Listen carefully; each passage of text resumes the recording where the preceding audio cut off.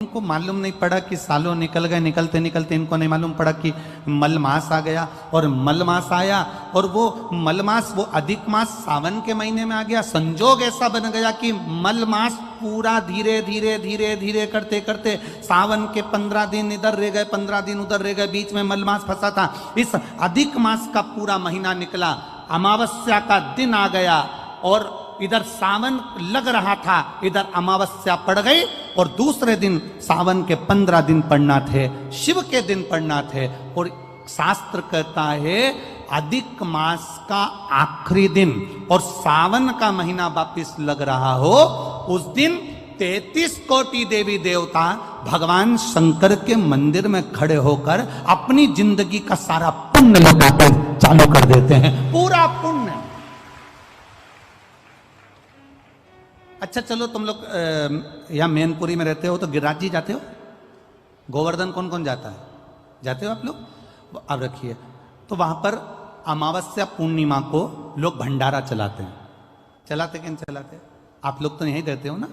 कहीं कहीं अमावस्या पूनम को अमावस्या पूर्णिमा को भंडारा क्यों चलाते हैं? उसका कारण क्या है? इनने कौन सी कथा सुन रखी है कि अमावस्या पूर्णिमा को भंडारा करो? अमावस्या के दिन कोई शंकर का भगत आ गया, कोई शिव का उपासक आ गया, कोई शिव का ओघड़दानी का भगत आ गया, कोई नारायण का भगत आ गया, उसको कुछ खिला दो, उसका मुंह झूठा करा दो। आखिर कारण क्या है? बड़े बड़े घरों में ब्राह्मण को निमंत्रण दिया जाता है, अमावस्या है पंडित जी आ जाना, भोजन कर जाना। पूर्णिमा है पंडित जी आ जाना, भोजन कर जाना। पूर्णिमा के दिन कथा कर जाना, अमावस्या के दिन कथा कर जाना। अमावस पूनम का ऐसा योग क्यों बनता है? उसका कारण केवल एक, शिव महापुराण की कथा कर रही है। अमावस्या अधिक मास के 30 दिन पूरे हो रहे हैं। अमावस्या का दिन था, दूसरे दिन सावन का महीना वापिस चालू, श्रावण वापिस चालू होना था। दोनों का जब संजोग होता है, सावन के अधिक मास का जब संजोग होता है, विराम का दिन होता है। आपको कथा में भी पहले कहा, मेहमान तुम्हारे यहाँ रहते हैं जब तक बच्चों को कुछ नहीं देते हैं। मेहमान जिस दिन जाते हैं 200-500 रुपए बच्चों को दे जाते हैं। अधिक मास का विराम का दिन और सावन का वापिस मध्य का प्रारंभ का दिन वापिस हो जाता है। जब अधिक मास विराम होगा, सावन वापिस चालू होगा, उस दिन 33 कोटि देवता, यक्ष, गंधर्व, देवता, पितर सब उस दिन लुटाते हैं, संपदा देते हैं, वैभव देते हैं। और उस दिन भूल से भी अगर एक कनेर का फूल शंकर भगवान पर चढ़ जाता है तो जिंदगी का सारा भंडार बाबा भर जाता है। एक पुष्प, कनेर देखा है? पंचपुष्प शिव महापुराण की कथा बाची है पहले, उसमें कनेर के फूल का भी दर्शन कराया था। ये रोड के ज्यादातर लोग ये कनेर का जो फूल है ना रोड के बीच में लगा देते, क्योंकि उसको जानवर भी नहीं खाता, पशु भी नहीं खाता, पक्षी भी नहीं खाता, जहरीला इतना होता है, पीले कलर का होता है, लंबा, काम भी कुछ नहीं आता। बस वो कनेर का फूल, और आंधी तूफान पानी गिरता है तो जमीन पर टपक जाते, ढेर सारे गिर जाते। देखे कि नहीं देखे? अरे बोलो तो जम के, देखा है ना? उसको बकरी भी नहीं खाए, पशु भी नहीं खाए, पक्षी भी नहीं खाए, जानवर भी नहीं खाए, जहरीला कनेर का पीला पुष्प।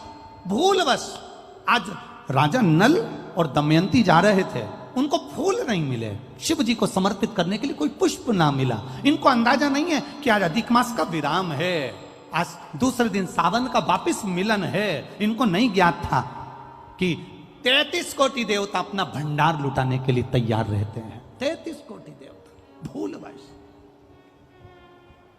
हमसे लोग कह रहे थे, गुरुजी आपने सीहोर की जो कावड़ यात्रा रखी वो 16 अगस्त को रखी, जिस दिन अधिक मास का विराम है और दूसरे दिन वापिस सावन चालू है। कम से कम संडे को रखना था, रविवार को रखना था, तो लोग ज्यादा आते पहुंचते। हमने कहा हमें लोगों से मतलब नहीं, हमें संजोग से मतलब है। जिस दिन बाबा को जल चढ़ेगा, कनेर का फूल चढ़ेगा, उस दिन बाबा मेरा कुबेर भंडारी कितना दे जाएगा यह किसी को नहीं मालूम है।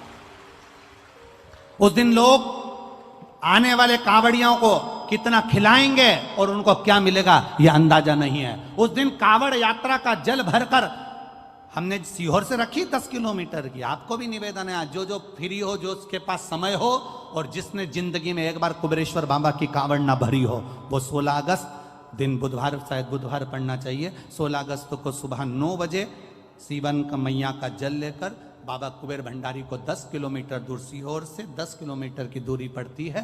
बाबा का भजन करते हुए, नाम जाप करते हुए, दो हाथ में सुंदर, या तो तुम कंधे पर कांवड़ ले लो या हाथ में ले लो या बोतल ले लो, बाबा को समर्पित करके एक कनेर का पुष्प दिल से, जो ये दमयंती और नल की कथा कर रही है, भूलवश चढ़ गया, भूलवश, अनायास, मालूम नहीं है कि कनेर का पुष्प चढ़ गया।